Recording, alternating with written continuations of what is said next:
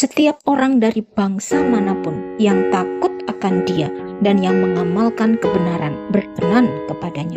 Itulah firman yang Ia sampaikan kepada orang-orang Israel ketika Ia memberitakan damai sejahtera melalui Yesus Kristus yang adalah Tuhan dari semua orang. Pengalaman Pentakosta adalah pengalaman pertemuan dengan Tuhan Allah kita yang dicatat di dalam Kisah Para Rasul 2 yang mengubahkan 120 orang yang sedang berkumpul di lautan Yerusalem. Mereka penuh pengabdian menunggu janji Bapa yang diucapkan oleh Tuhan Yesus. Pengalaman Pentakosta telah mengubahkan rasa takut mereka menjadi penuh keberanian dan penuh dengan iman. Mereka lebih siap menghadapi hidup mereka dan menjadi saksi-saksinya Allah. Pengalaman Pentakosta adalah juga berbicara tentang baptisan api untuk memurnik dan mengubahkan kita supaya kita hidup seturut dengan kehendak Allah. Baptisan api bukanlah tentang berkat-berkat Allah, tetapi berbicara tentang kesusahan-kesusahan, kesulitan, tantangan, dan ujian-ujian.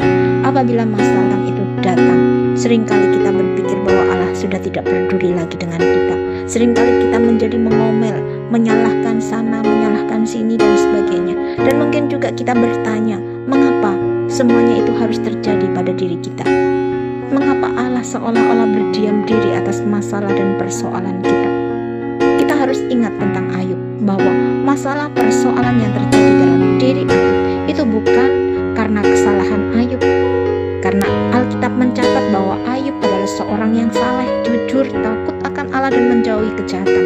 Tapi iblis tidak suka ada orang yang demikian salehnya, hidupnya dekat dengan Allah. Dan dengan berbagai macam cara iblis hendak menggoyahkan iman Ayub supaya Ayub mengutuki Allahnya. Tetapi tidak sepatah kata pun keluar dari mulut Ayub untuk menyalahkan Allahnya. Sebaliknya Ayub berkata, apakah kita mau menerima yang baik dari Allah tapi tidak mau menerima yang buruk? Dalam kesemuanya itu Ayub tidak berbuat dosa dengan bibirnya.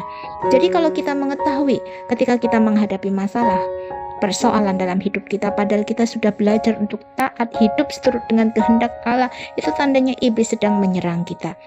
Tetapi ketika kita tidak goyah, tetap taat dan percaya kepada Tuhan, berserah sepenuhnya kepada Allah, maka kita akan tampil sebagai seorang pemenang. Tetapi ada kalanya masalah persoalan itu datangnya dari kesalahan kita sendiri. Contohnya dosa perzinahan Daud dan Batseba istri Uria. Jadi apapun masalah persoalan kita, kita harus ingat bahwa kita menjadi orang percaya. Jalan hidup kita tidaklah selalu mulus tanpa hambatan, tapi kita harus berjalan dalam jalan-jalan yang dikehendaki oleh Allah.